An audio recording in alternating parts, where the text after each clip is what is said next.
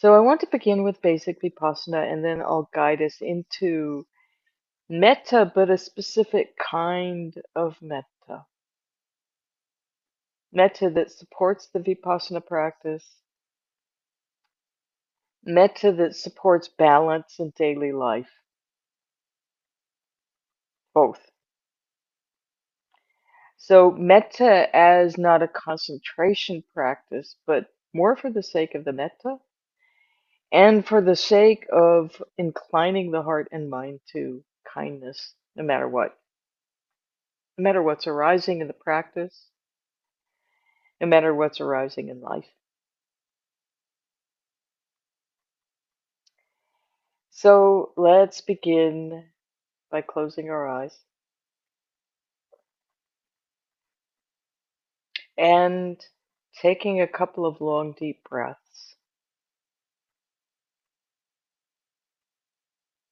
Just letting the breath flow naturally, not doing anything special. And connecting with this experience in whatever way is easy for you.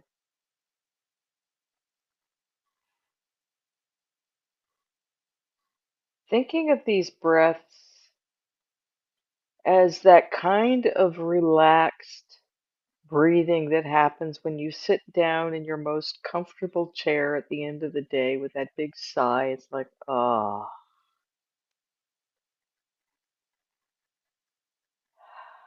Coming to meditation with that same sense of relief and relaxation. This is not work.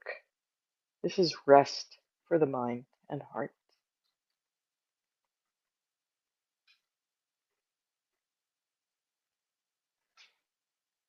Nothing you need to do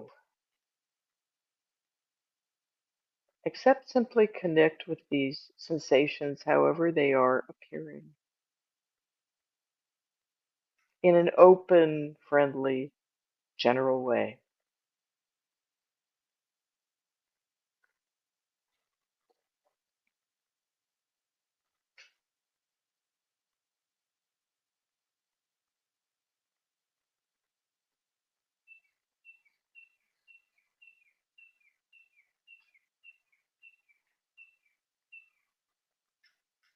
Letting the breath be whatever it is, and connecting as you experience it with the simple, lived, moment to moment physicality of this body sitting here right now. Not trying to make it any special kind of breath. Just this is what keeps the body alive. This coming and going of breath.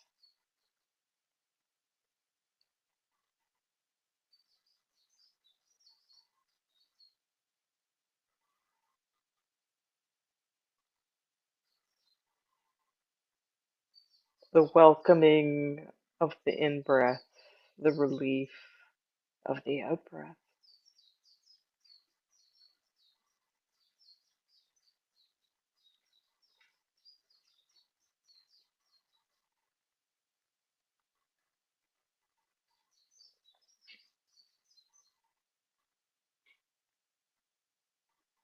And the allowing of it to be however it is. Just resting here for a time.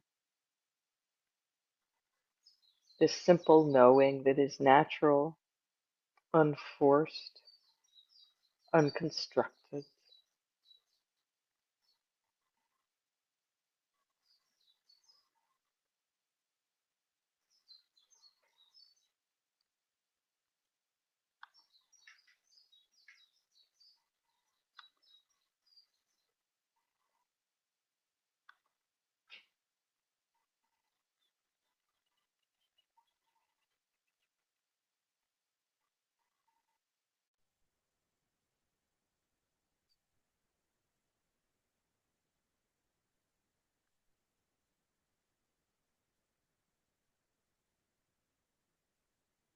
Recognizing as you rest here with this simple awareness of the breath coming and going, that this is happening to someone, a being with a name and a form and a history and a personality and habits and stories, all of that together. Not getting involved in any of that, just knowing,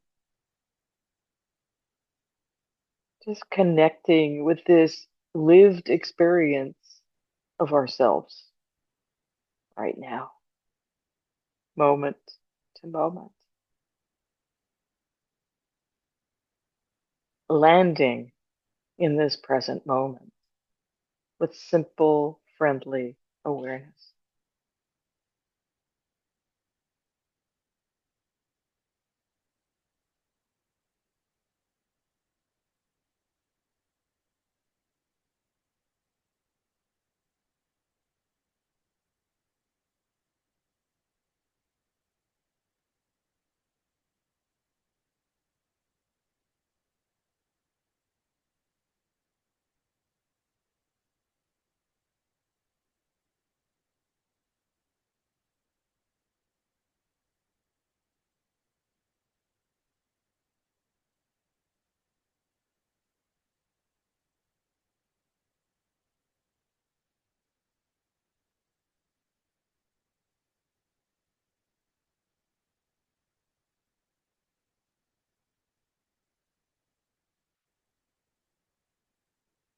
And coming back to this simple knowing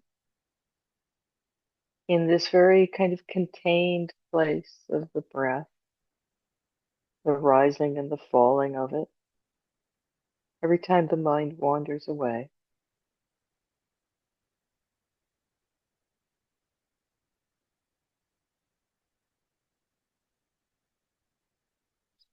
Receiving the experience moment to moment of ourselves sitting here now and now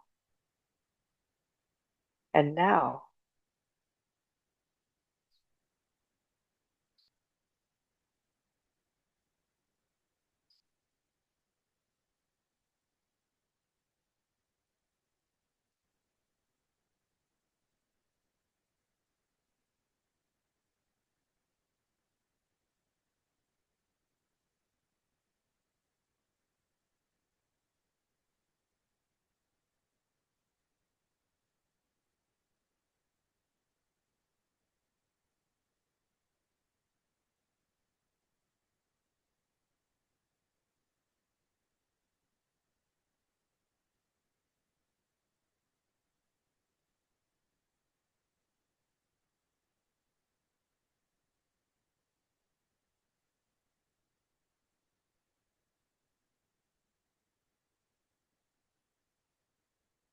And having landed here in the present moment with ourselves, now taking a moment to switch gears, to close the vipassanā and begin to cultivate kindness, a kind attitude. Cultivating the metta for this being here and now that we have just felt moment to moment to moment. Cultivating a friendly relationship with ourselves and with the experience that arises in this mind and body each moment, this changing flow of phenomena that we call me. It has a name and a history, all of that. Using a simple phrase, and in this context, I'd suggest, may I be contented and at ease with things as they are. Or may I be at ease with things as they are. Or may I be at ease anyway, no matter what. And you can use I with your phrase, or please feel free to experiment with something less personal. Use your name as though it were a separate person, a different person. May Virañāṇi be at ease with things anyway.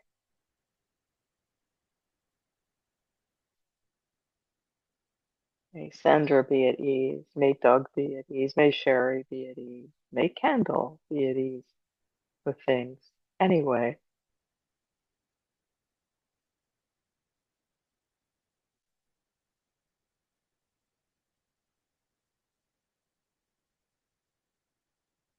Let the phrase resonate for a moment after you say it silently to yourself.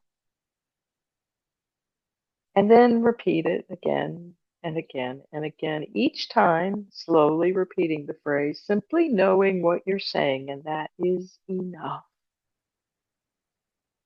Not demanding that you feel anything, not sending anything to yourself, not giving anything to yourself, but just connecting with this simple well-wishing, moment to moment to moment.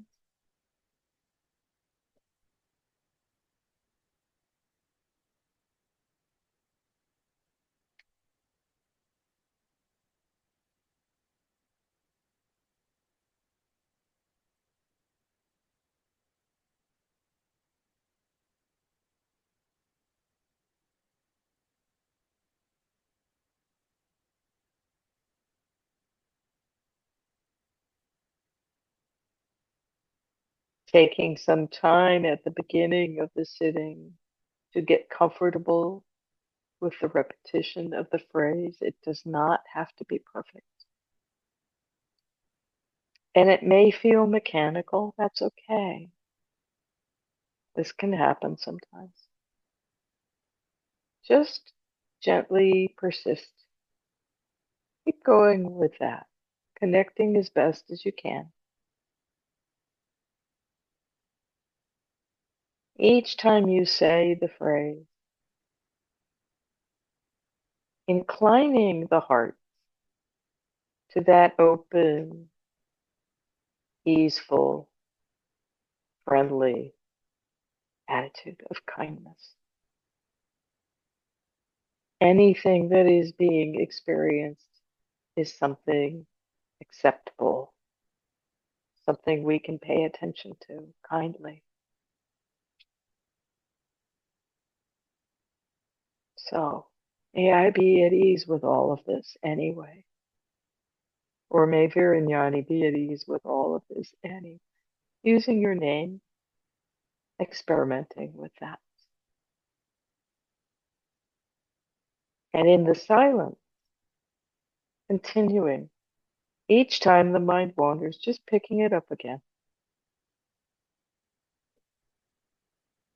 Saying the phrase slowly enough so that you know what you're saying, and that's good enough. Very simple.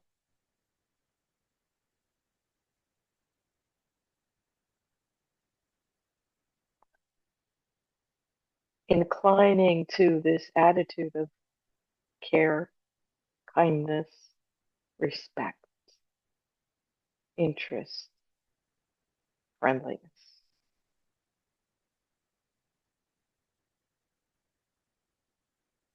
Moment to moment to moment.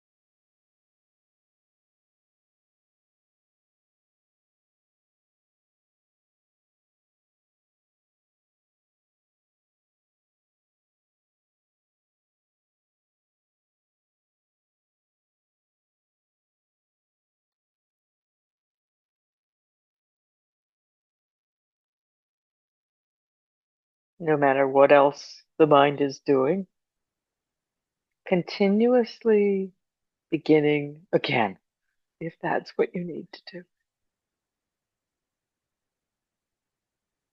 Paying attention to the attitude with which you pick up the metta phrase. Patient, kind, understanding.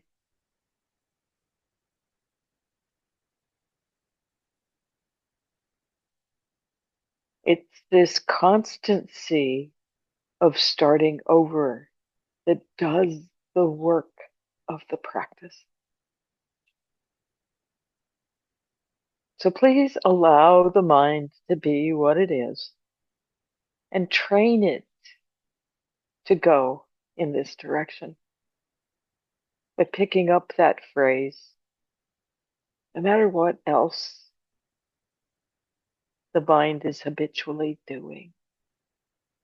Thinking, zoning out, falling asleep, lost in thought, whatever it is, doesn't matter. It's okay. May I be at ease with this anyway. Or using your name instead of I, if you find that useful. Just picking the phrase up again very matter-of-factly. Not a demand, just a wish for yourself. Kindly.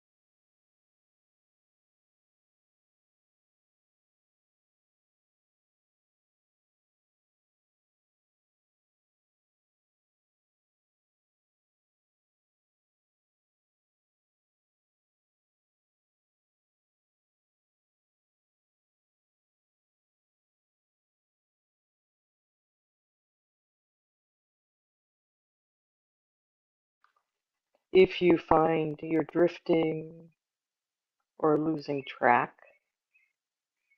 or just zoning out, bringing a little more energy to the repetition of this phrase,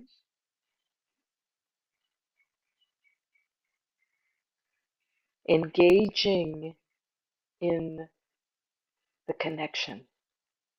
This is what brings this practice alive. Really just knowing what you're saying, what you're wishing for yourself.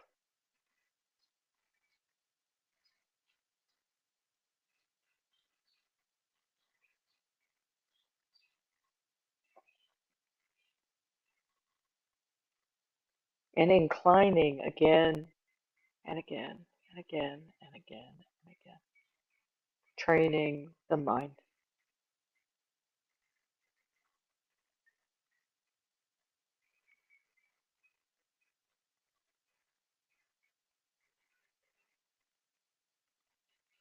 Gently, kindly,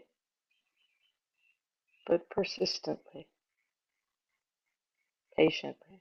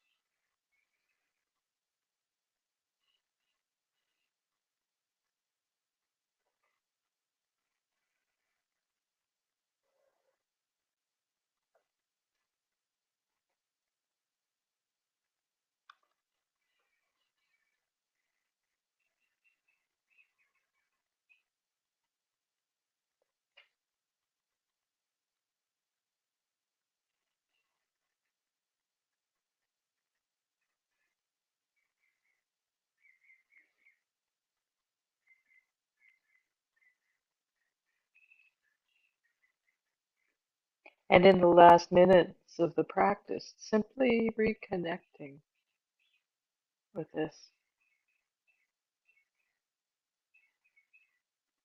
with specific intention,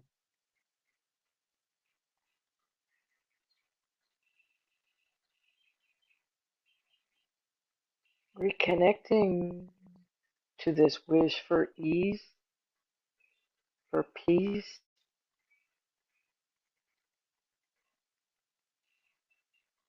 for receptivity, for radical acceptance of how we are in this world and what's arising in our experience.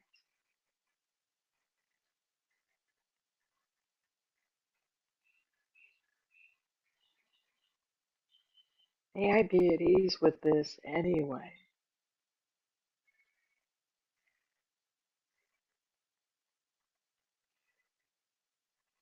This inner life, this outer life.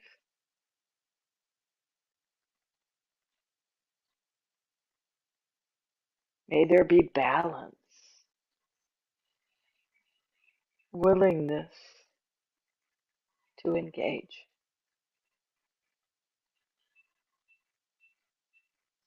with what is.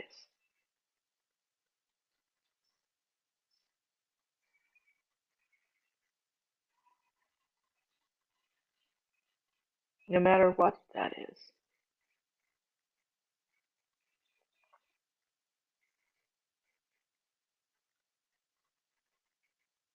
Inclining to ease, even if it's difficult.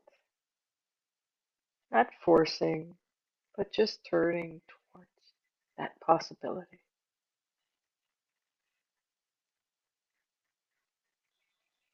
May there be ease anyway,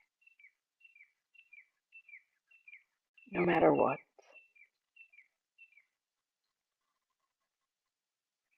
Breathing that in and out. That wish for peace, for ease, for balance.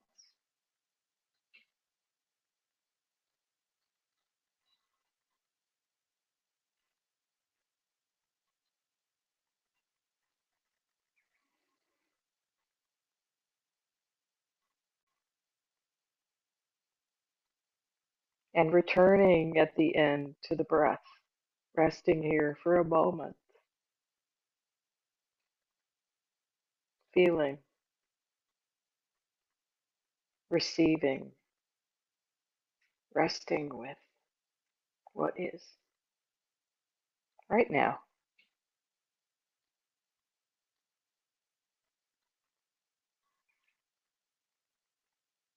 Now,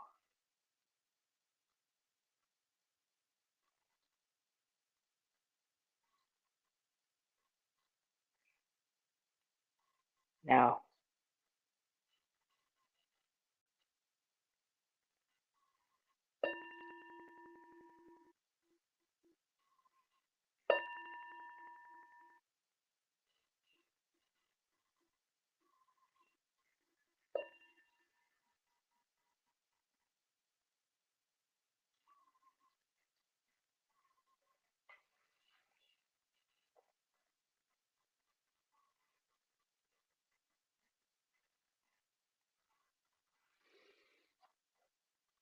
thank you, everybody,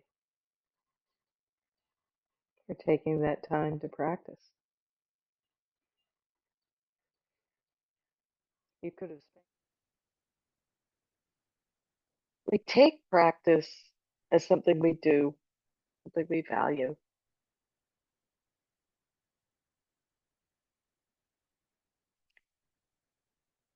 Without sometimes really letting in what we're doing when we do this practice, both the vipassana practice and the metta practice.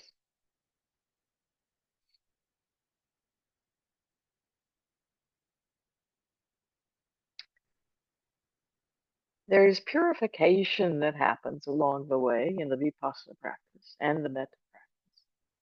But so much of the practice is a training. We train in the mind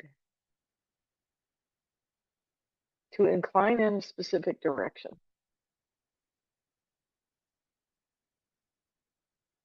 away from what is useless, harmful,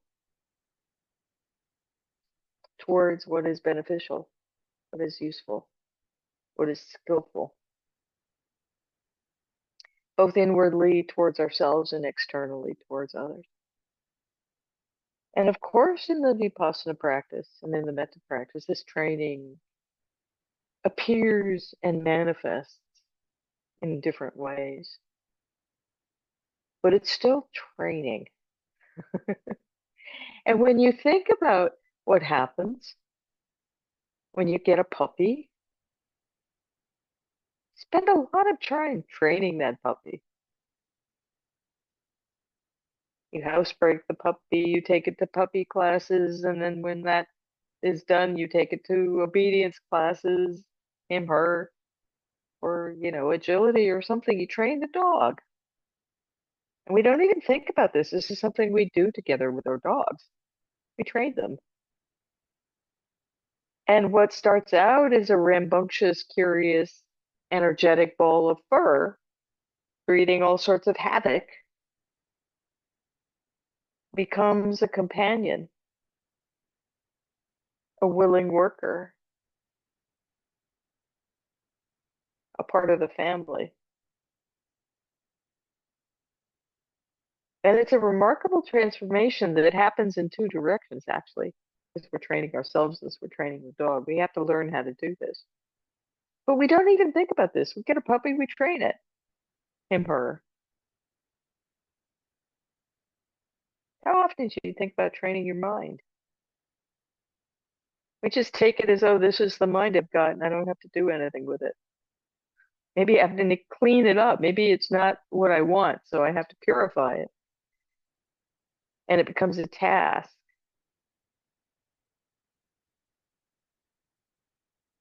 But the only reason that purification can happen is because we train the mind at the same time with the same kind of energy as we train a really intelligent, really cute, really sensitive puppy.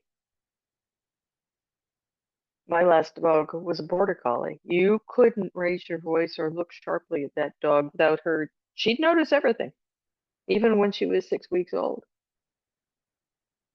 So there was training, but it had to be very gentle and very fun. The puppy had to stay engaged, and it was hard because she was smart. Does this begin to sound familiar? We have to engage the mind. And it's hard because it's really smart and it wants to do all sorts of other things. Go off here, think about this, figure that out, yada, yada, yada. Think about the practice, think about ourselves, think about our process, think about, figure out, plan. And the thing is, like that puppy, you don't want to squash that intelligence. We need it. Oh, look, a puppy. Yeah, you don't want to squash that intelligence. You don't want to squash the spirit of the puppy or of the mind. This is an embracing way of training rather than a beating up, rather than a demand. So in the metta practice, we train the mind very gently with this simple phrase to turn towards that wish, just to connect with what we're saying. It's ridiculously simple, and that's part of what the mind doesn't like about it. May I be at ease with this anyway. May I be at ease with this anyway. May I be at ease with this anyway. Why am I saying this? I can't even connect. May I be at ease with this anyway. And we think nothing's happening. And we get aversive about the process because this is dumb. Because of what the mind does with challenge. We're challenging the ego structure. And the ego fights it, using the mind as a way of trying to get us to stop doing what we're doing. But if we can just, in a really friendly way, incline again and again and again, something quite magic begins to happen. That direction of turning begins to be a default, begins to be what happens when we turn the mind on in the morning, or when we go for a walk, or when we sit down at the end of the day. Anytime we're not actively engaged in doing something that requires that we think, this can arise. And it may not be a strong feeling, but there is definitely a change in where the mind habitually goes.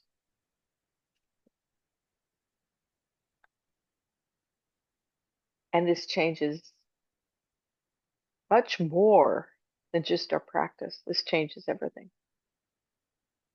I want to speak more about the different levels of this because first, the practice. How does it change the practice? Why does it change the practice? Because we think, oh, the vipassana practice is, it's just we pay attention to what's arising in the moment. And we do this in order to see things as they really are without any delusion and with balance.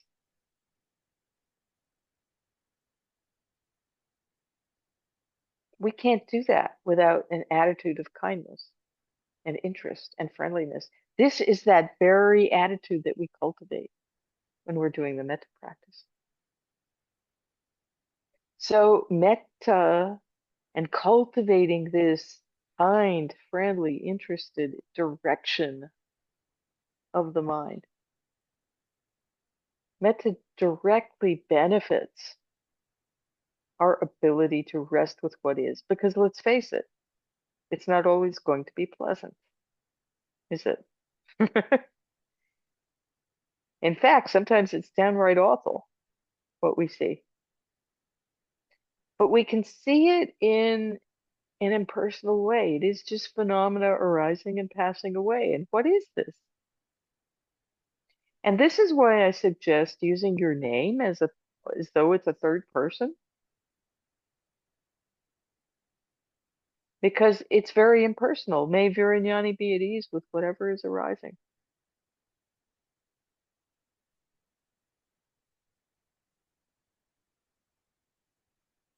There's a different flavor of that can be quite liberating. And sometimes in the vipassana practice, when things get challenging, that phrase for me will come up. Oh, may Virañāṇi be able to rest with this and know it as it really is. Huh? Who said that? Well, habit said that. And habit said that because that habit has been developed. It's not me. It's just simple cause and effect. That has been something that has been cultivated in the past, persistently, kindly, patiently, over and over. So that when things get challenging in the vipassana practice, oh, may there be ease with this anyway. Not a demand that it change, but just understanding it. What can be learned from this? Oh, okay. It's just a beautiful holding with kindness and interest. The mind inclines because of that to interest rather than resistance, rather than judgment. This shouldn't be happening. Why is this happening? What is this about? Oh, yeah, this is about my fill in the blank. No, nothing to do with that. It's just happening. Now what? Because the basic thing we're doing in the practice, whether it be metta or vipassana, is to find rest and ease with phenomena. And just as they are, things are this way. Now what? Now what do I want to cultivate in relationship to this? Now what? Now what? Now what?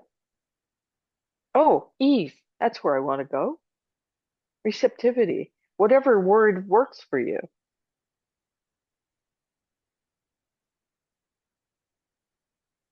And so in our practice, mindfulness, of course, takes the lead. It has to. In both the metta practice and the vipassana practice, we have to be mindful, because if we're not mindful, we don't know that the mind is zoned out or gone off and is doing something else.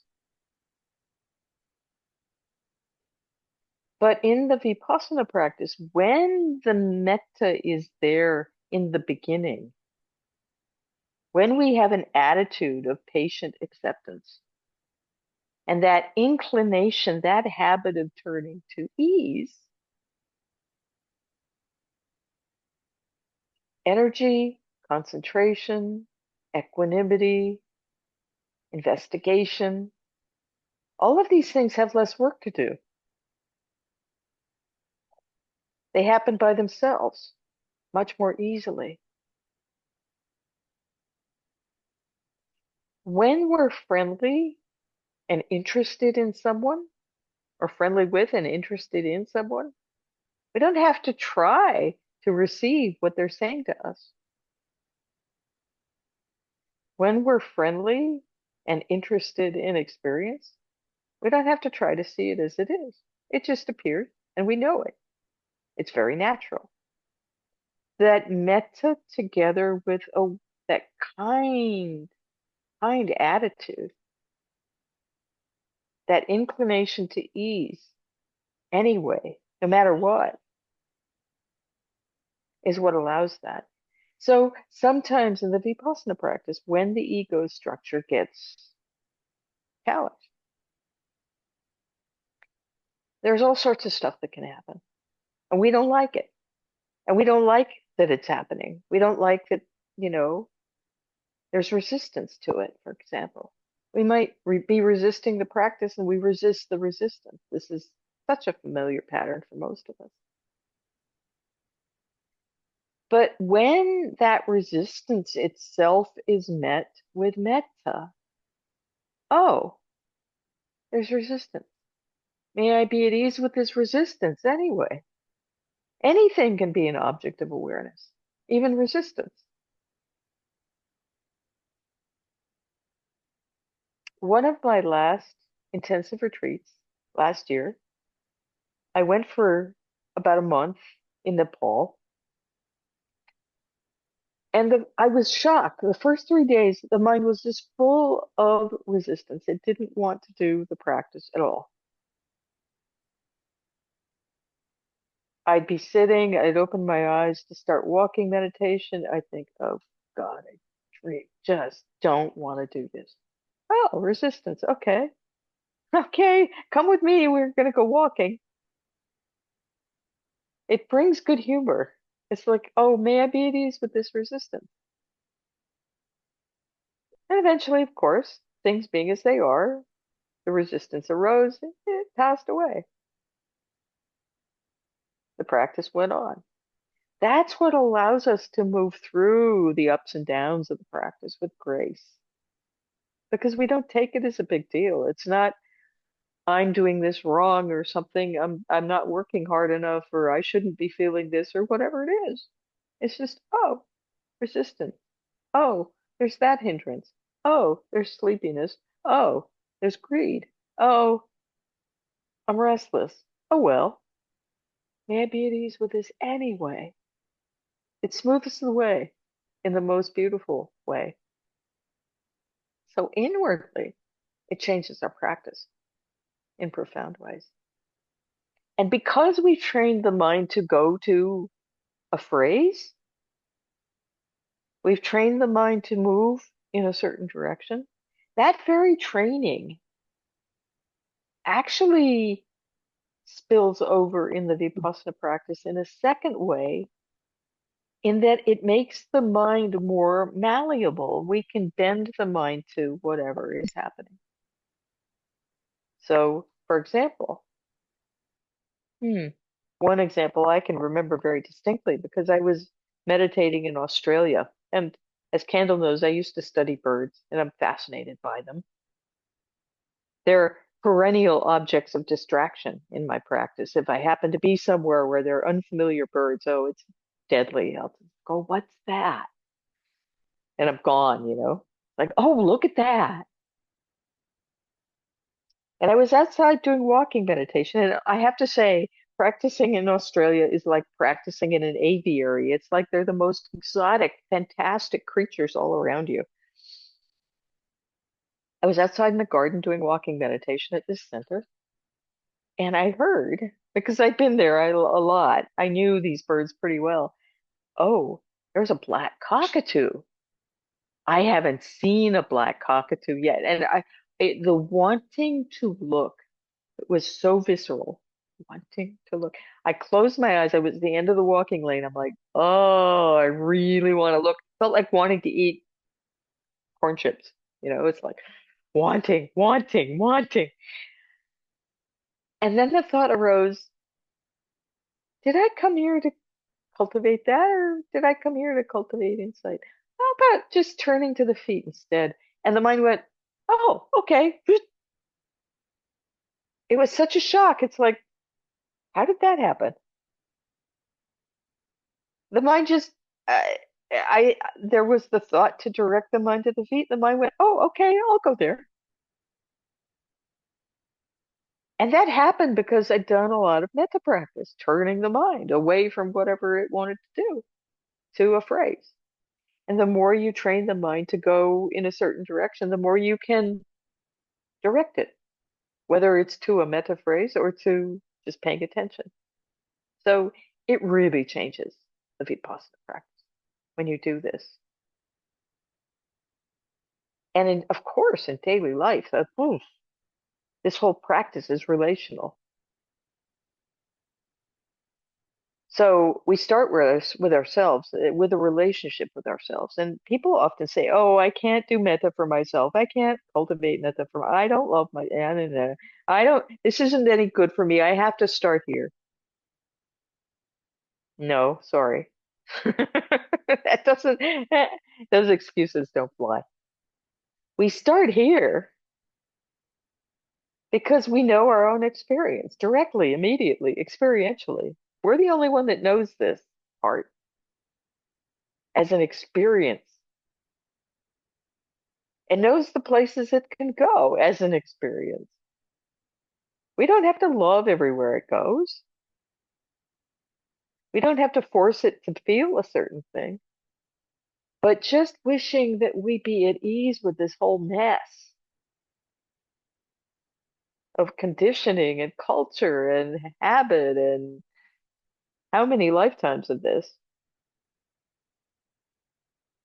What that does is transforms everything because we begin to really get it. It's like, oh, yeah, dis-ease. Not in the sense of illness, but a lack of ease. We begin to see directly. It's like when there's not ease, that's when weird stuff begins to happen.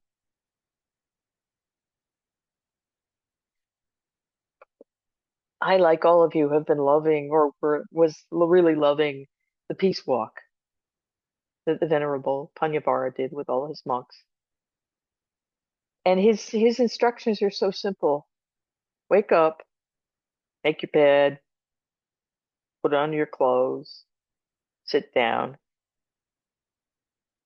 Plant a seed of strong intention in the mind. May today be a peaceful day. Understanding that if it's not peaceful, it's not about the outside. If it's not peaceful, it's because we're reacting somehow to what's happening. The world is the way it is. Now what? It's that now what place directed outside. The Buddha was nothing if not pragmatic. That was his basic lesson. The world is. Samsara is. This round of continual arising and messy, painful stuff. This is the way it is. It's supposed to be a mess. Now what? Uh, okay. It brings it right back to here. It's like, oh, I have to figure out how to rest with this. May I be with at ease with this anyway. So we find by having this friendly attitude towards our own reactivity, a way of going, okay, I have to have a pause here because there's reactivity happening and I don't want to feed that. I want to feed ease instead. I don't feel it right now, but may I be at ease anyway. Take a deep breath. It really holds dis-ease, discontent, unhappiness, whatever form that might take. Oh, there's not happiness right now. There's not ease. There's not content. Now what? We can't force ourselves to feel any of that. But we do have moment to moment choice of which direction we turn. Things arise and we can't control that. But we can plant seeds of a future, moment to moment to moment, of peace. Oh, may I be at ease with this anyway, is a shorthand for, oh, I don't want to feed greed, aversion, delusion right now. I might be feeling some of that or all of that, but I don't want to contribute to more of it. So what can I do? Oh, I can just be aware I'm full of aversion right now and I don't have to act it out. Take a deep breath. I don't want to add hatred to the world. Oh, take another deep breath. May I be at ease with this? But I'm not, okay. Yeah, I'm not at ease with this. Finding right action is something we can do when we take this space. It gives us space to find right action. It's very powerful, actually. It gives us space to find that peace. Peace is actually quite natural when the mind is free of greed, aversion, delusion. But of course, in this world, And here's where I want to say something about our culture. And I don't mean this by way of saying it's bad, because there were wonderful things embedded in what I'm about to say. But we can take it wrong. So I'm sure all of you, if you're like me, when you were in school, you learned the Declaration of Independence. We hold these truths to be self-evident, that all men are created equal and are endowed by their Creator with certain inalienable rights, that being life, liberty, and the pursuit of happiness. I can spin that out without even looking at a piece of paper because I memorized that as a kid. We all, okay, this is our right to pursue happiness. And if we're not happy, we must be doing it wrong, right? Uh-uh. Unhappiness happens. We're not doing it wrong. It's not like we're endowed with the right to be happy all the time. We take it to be something that it's not. That pursuit of happiness is, we take it to mean, oh, it's my right to always try to have a happy moment to moment existence all the time.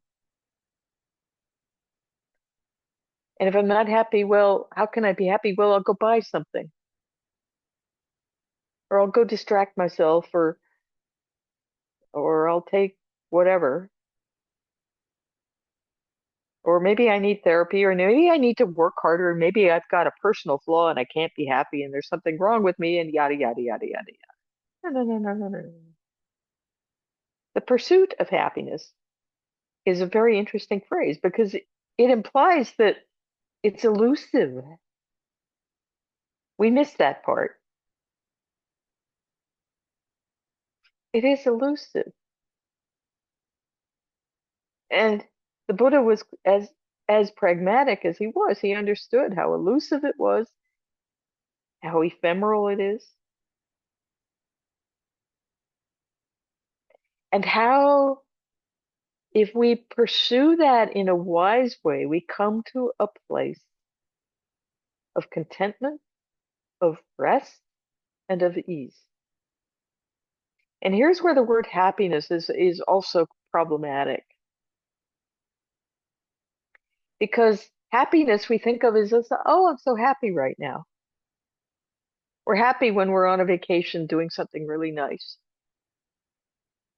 Or having good, pleasant physical experiences. We're happy. Yeah, okay. But the Buddha spoke more about peace and about contentment. Those are very different states than happiness.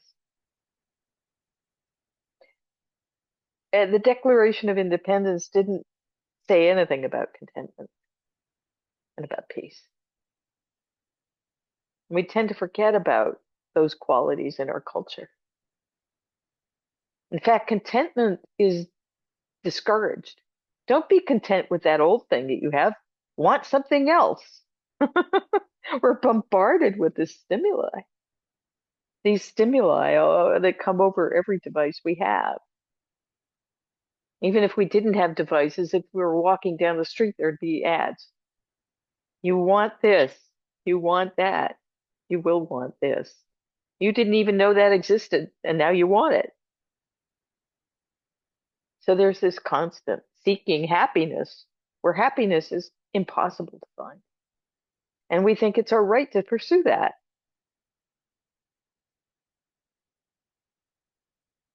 Well, yeah, it's a free country. We can do that if we want, but oh, my friends, it just doesn't go anywhere good. But contentment, peace, that's a different thing to pursue. And that's more of a resting back. It's like, oh, things are this way. Now what? In the beginning of the Metta Sutta, the Buddha has his own declaration of. Actually, the Metta Sutta is really interesting because it's also a declaration of independence. It begins with the Buddha sharing some qualities of mind that are conducive to walking the path. And it's his way of describing the mind of somebody who is skilled in the practice. And those qualities are, some of them, contentment, somebody who's easily supported or easily satisfied, frugal.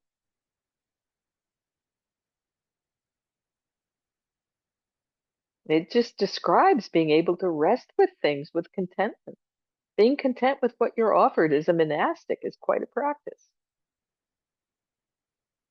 And any of you who do residential retreats would know that experience of walking into the mule queue and going, oh, I don't like this, or I like this, but there's nothing left, or whatever it is, we can't control what we're given. And cultivating contentment with that. It's hard. But that's where freedom lies. And then he goes through the Metta Sutta at the very end. It says that somebody who is not holding to any fixed views, independent, in one translation. So we get this fabulous independence from this. It's a different kind of independence than Jefferson was talking about. It's being completely in this world, but being independent of greed for it and all the things that pull us in that direction. So that's why we have to train ourselves, especially from our culture, because we've been marinating in something else.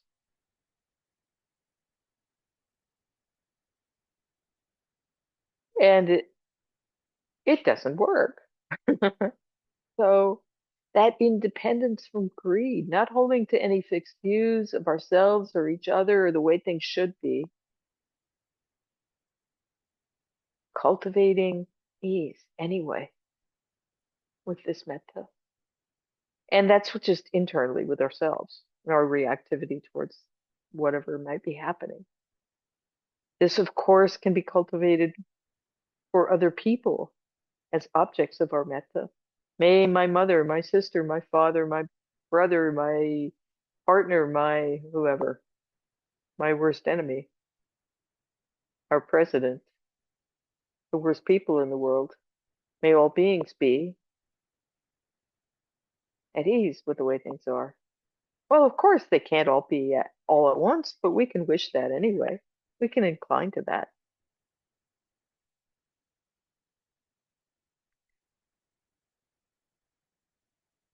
And of course, what this does with that ease, that inclination to ease, and that pause, that little space that allows us to, okay, it is this way, now what? To choose. This is how we can act in the world in a balanced way. Because metta towards ourselves, metta towards each other, metta towards the world is not in any way passive. We don't become like milk toast, it's like, oh, you can do whatever you want, I don't care. No, it's not that way at all. Not at all. Some of the most metta-filled beings can be the most direct. U Pandita was astonishing in that way. He had so much metta, but he scared people because he could be so demanding of us and so direct. He didn't have any fear once he knew you and, like, okay. He could say, no, that's not good enough. Or Please don't waste your time. Or, oh, or that was good. Now do that 24/7. Huh? I can't do. Oh, yes, if maybe he's asking you to try, so I guess I'll try, you know. So he was full of metta. He knew what people were capable of. He had a very powerful intuition, and he could push people in just the right way so that we would rise to our capacity rather than shrinking away from it. But that manifests as real directness, short and to the point. He was not warm and fuzzy. Metta is not always warm and fuzzy. No means no. Yes means yes.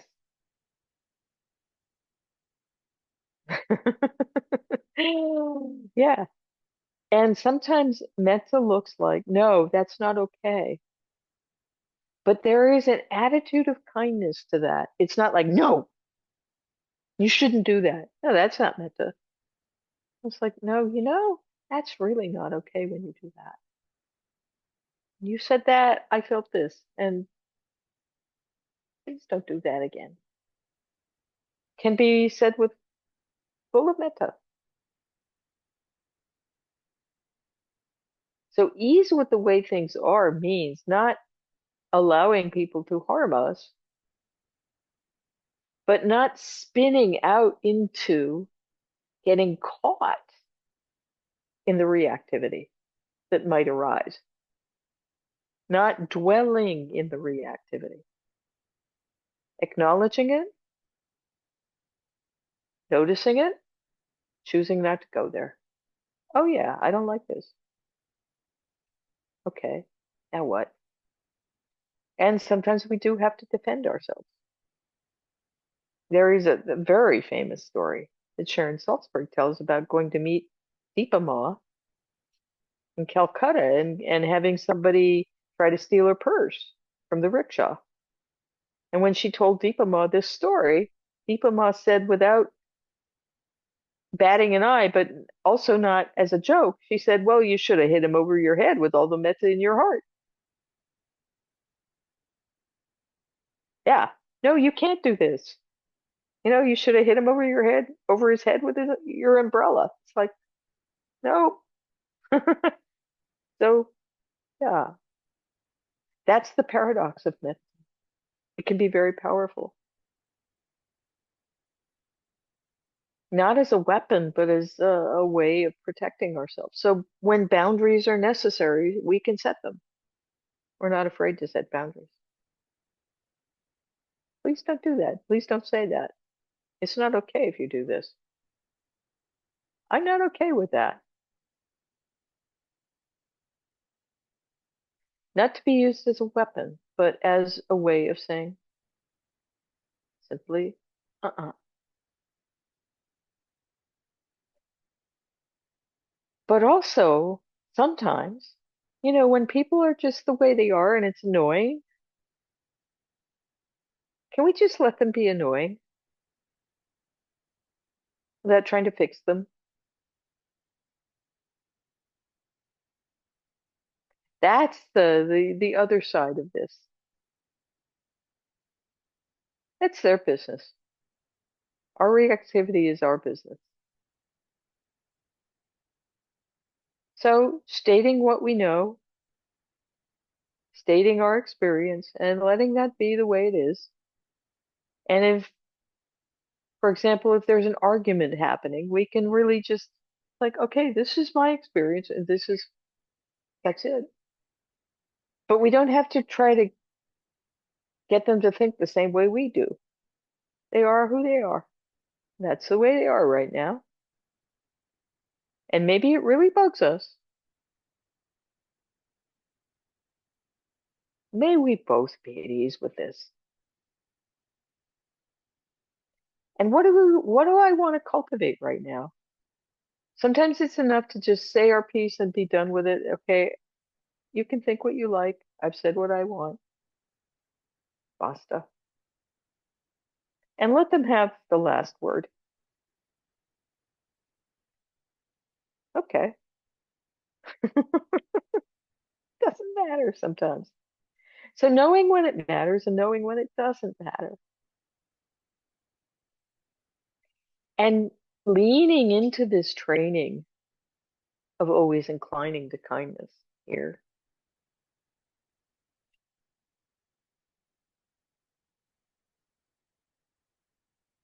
It's not easy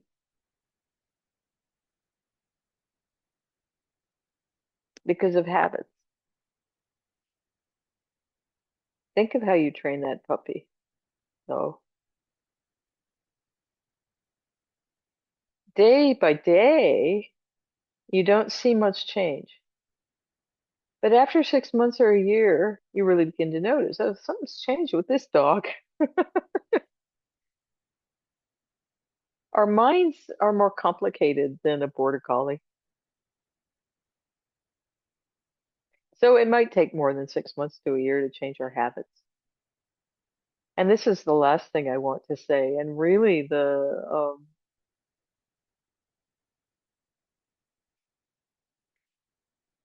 biggest picture, the biggest kind of context of metta and cultivating metta is understanding that, yeah, we train the mind to go in this direction in our practice, in our daily life, internally and externally.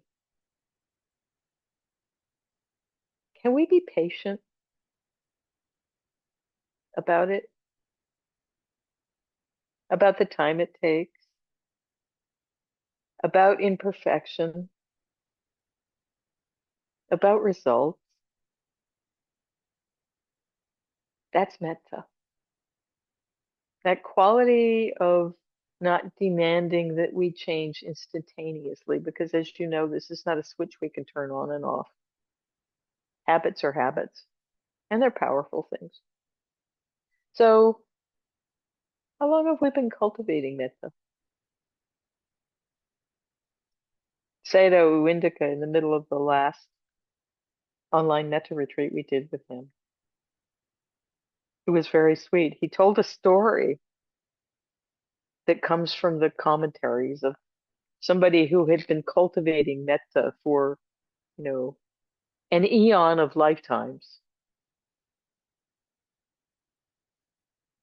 And, he'd gotten pretty good at it by now.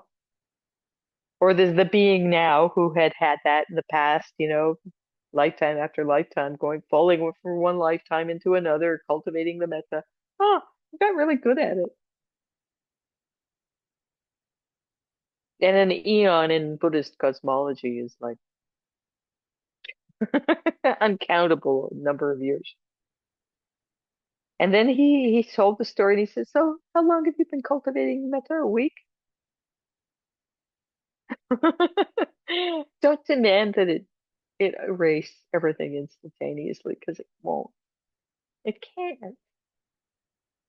But not to underrate its power. It's not like one moment of metta is equal to one moment of aversion. If that were the case, it would be hopeless. One moment of metta can erase all the aversion in the mind. Maybe momentarily, but if you have that experience just once, it'll change your life.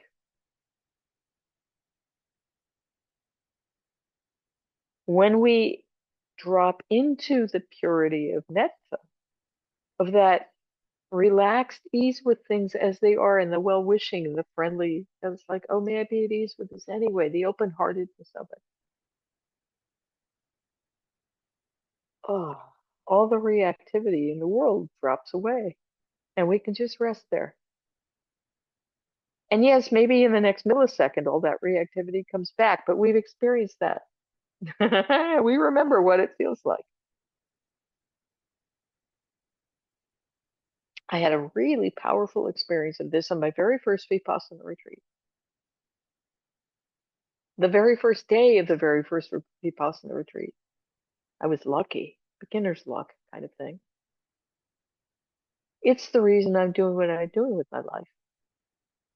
It was so powerful. It changed the entire trajectory of my life.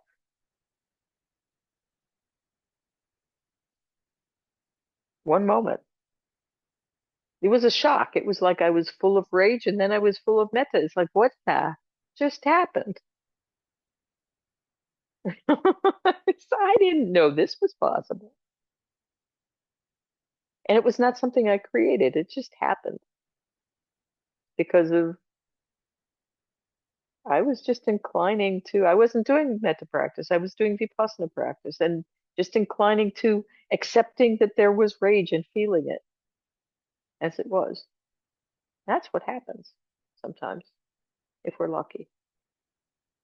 So one moment of metta can change your life. And of course, not just your life, because if you have that experience, you're going to relate to everybody else really differently. And you never know when that experience is going to happen to you. Could be the next moment. You could be full of, blinding rage with steam coming out of your ears, biting your tongue because of what you want to say. It can change just that. Mind is very fast. So developing this habit of inclination is one of the things that provides the conditions for that to arise.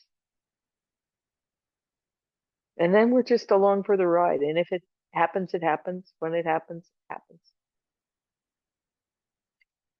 Some people, there's a more gradual, sneaky change that unfolds. And so the change will happen, not on our own schedule, not as fast as we would like, but it will happen. And we may not even know it is happening. This is the challenging nature of the metta practice. By inclining the mind over and over, as you just did, something happens, but you don't know what it is. You can't tell from your experience often until the next time somebody cuts in front of you in traffic and you go, "Oh, wow, may you be safe," rather than or whatever it is. Oh, where did that come from? You know where it came from. That patient persistence. May I be at ease with this anyway. May I be safe and protected from harm. May this person be safe and protected from harm. Just doing that over and over again does the work of the practice. And it does it when it does it. So that we come to this place of contentment and ease. We come to this place where we're not seeking endlessly a, a kind of happiness that can't be attained. We're seeking something much deeper.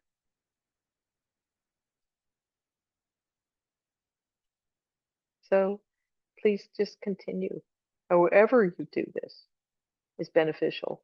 It's a very flexible practice. You can do it when you walk down the street.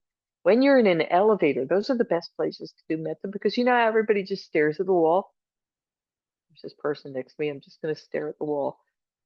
May we be at ease. May we be happy. May we be safe. Whatever it looks like.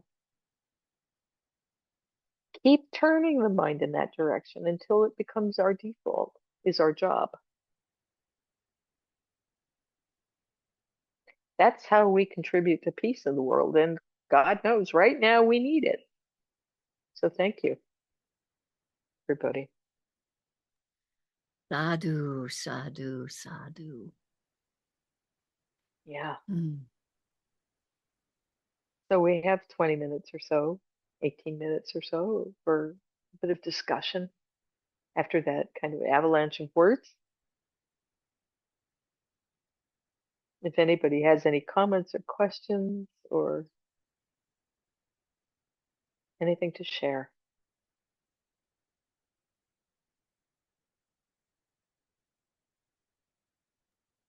That was an amazing talk. There was so much. It was beautiful. Thank you, Candle. Yeah, so much. The things we know repeated and repeated and repeated because we have to do the work ourselves, repeating and repeating and repeating. Yeah. An eon, that's a long time. Yeah, yeah, please, Sandra. I so appreciate tonight's talk. It seems like the universe brought me to this, to like this was what I was supposed to hear tonight.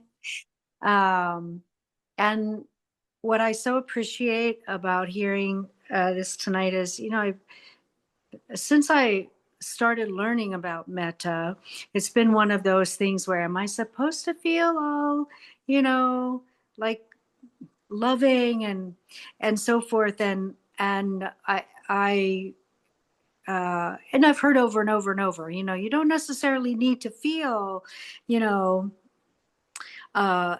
loving and inclined outwardly to someone. It is the inner work, and I think tonight you really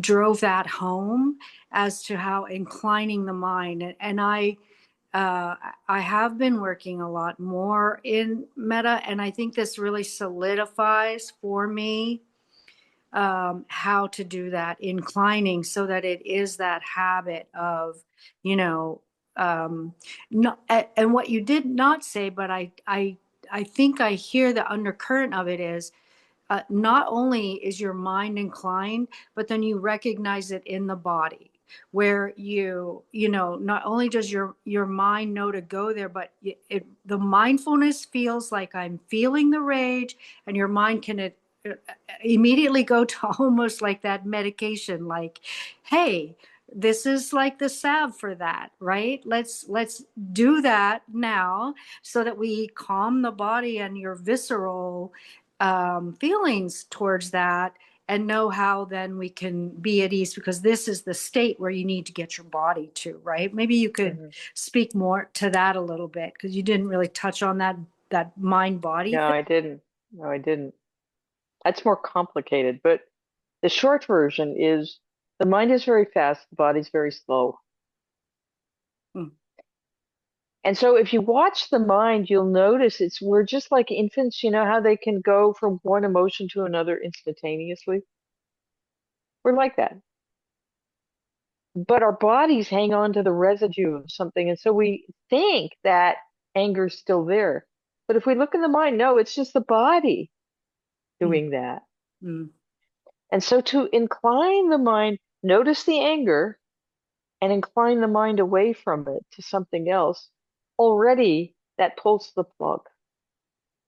Already the anger is replaced by something else. Now, it may be something more neutral. It may not be openness, but it's like, at least there's the, no, I don't want to go there. I'd rather go here.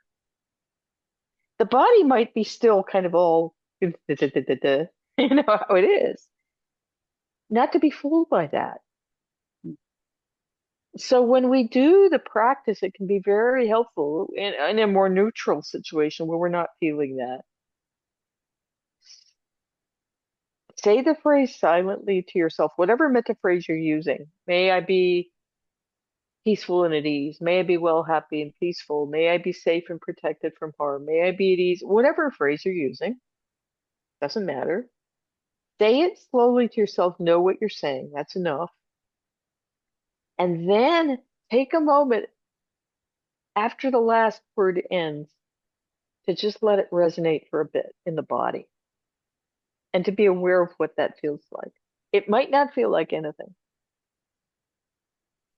And then again, taking a breath, connecting with the body, saying the phrase, planting the seed.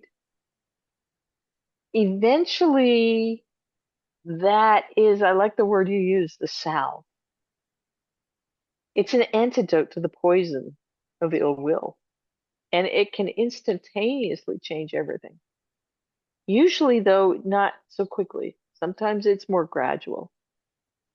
But understanding that just because we still feel tension in the body, or heat in the face or tightness in the throat or whatever we feel when we're angry. Doesn't mean the anger's still there. Remembering that is very useful. And checking. And then remembering, what do I really want to cultivate here? And being honest, this is the other thing. And being honest with ourselves. Sometimes we really do want to cultivate self-righteousness. Being honest with ourselves, like, oh no, I really want to sit here and be angry. The humor of that statement actually is usually what diffuses it. It's like, oh no, maybe not. Yeah, I know I'm right, but oh, forget it. Yeah. Yeah.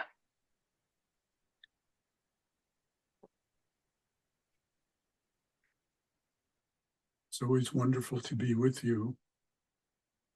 And I always Good, e appreciate. Good evening, Doug. Yeah. Same. I was happy when you showed up. I'm happy when you all show up. I love your reminder every time you say it of adding that anyway on the end. That's extremely helpful. Yeah. I was curious about more detail about your experience that you had in your first day of your first retreat. What I can happened? tell the story if you want. I would like to hear it. I'd come to the retreat with a friend who'd done a lot of practice, much more than I had. I'd done some practice, but never an intensive retreat. And we drove to this retreat center together. It was on the big island of Hawaii and out in the middle of nowhere. So I didn't have a car. I was there, and there we were. Bunk beds, four of us in a room. First day of the retreat, silence, bit of a pressure cooker. My yogi job was to wipe the tables in the dining room. So the first morning, the first full day of the retreat, we'd gotten there the night before, started to practice. I come to do my yogi job, and everybody was done with breakfast except my friend. And she was sitting there slowly and mindfully eating her breakfast. In the way, everybody was gone. It's like, and I was like, okay, you can make a display of yourself, but you know, you're getting in my way. I'm just trying to do my yogi job. And because I knew her and knew her personality, there were many stories that started telling themselves. And because of habit, what arose almost instantaneously was rage and self-righteousness and judgment and, you know, wanting to just go whack, whack, whack, get over yourself and get out of my way. It was a mix of, all sorts of things, but rage was the primary flavor. So I finished my yogi job. I went up to the meditation hall and we were practicing in what had been an old zendo, and they moved this building there. So the living quarters, the dining room were downstairs. The meditation hall was upstairs. And we were not allowed to practice outside. So when we sat in a circle for 45 minutes, and then we walked by pushing our cushions against the wall and then walking in a circle, all of us together.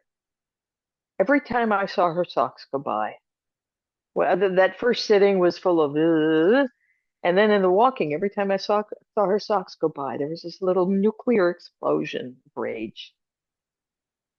How perfect she was, and how everybody thought she was just the best yogi, but she's so self-centered, and so I was just spinning out. And every time it happened, it's like, oh, anger, anger, anger, anger. I was really being, this is anger. This is how it feels. It would subside for a moment. I'd see her socks go by. Anger would come up again. Anger, anger, anger.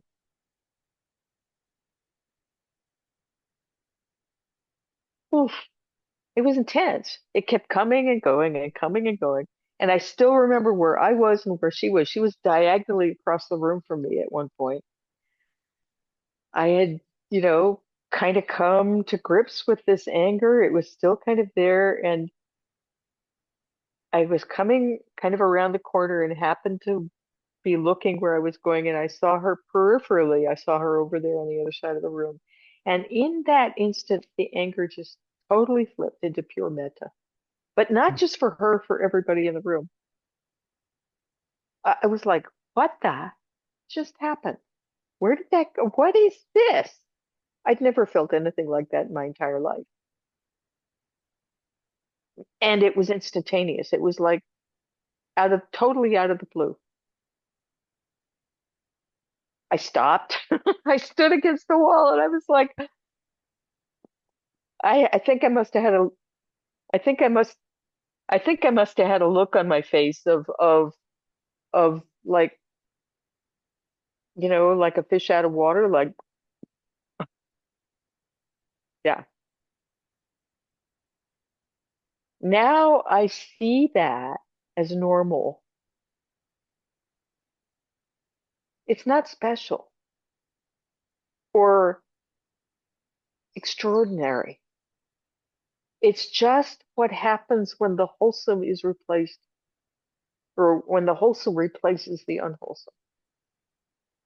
When greed, aversion, delusion drop away, the mind is naturally that way. I didn't construct that. I wasn't even doing metta.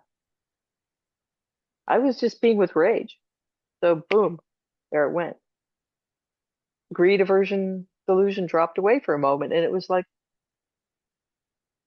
I didn't recognize anything in my experience as normal because it felt totally different.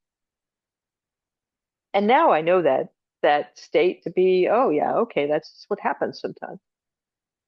All of us can experience that. I wasn't a great yogi. Still am not a great yogi. But this can happen. Um, that's the thing about the practice, whether it be metta or vipassana, we never know when those moments are going to happen. And we can't construct them. They just fall into our lap as the result of the causes and conditions that we're putting into place each time we are aware, each time we say a phrase. So sometimes with the vipassana practice, we fall into places of pure metta. Sometimes in the metta practice, we fall into the space of pure vipassana. Can't control it, it just happens. Wisdom, compassion, they work together. So that's the story.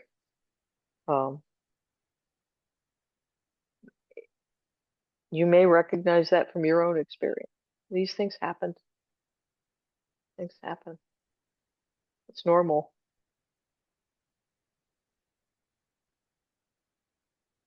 Ayya, do you not feel that you can kind of set it up a little bit more for yourself through, I'm just saying, through, Well, because I've had experience in that direction, trying to be conscious about my breath and saying to myself, don't react, open your heart, listen, yes, listen with your heart. And that's not that there might not be tempest going on up here, but yeah, just keep breathing, keep breathing, keep breathing. precisely. That's precisely what you're doing. Mm. Things arise, they don't fall in our lap at random. That didn't happen randomly because for no reason. That happened because it had been cultivated somehow. And so, yeah, we're setting it up. Each time we say the phrase, it's like planting a seed. If we have a general constancy of feeding that habit, those seeds will grow and flourish and flower and fruit. When they come to fruition, we don't know, but it'll happen. And it happens because we set it up. Or somebody set it up. It might become something from the deep past. Who knows? Doesn't matter. Every time. One of those eons. Yeah. Yeah. Yeah. And the fact that we're all practicing together today. We're Dharma family. That's just the way it is. Because probably in the past this happened too.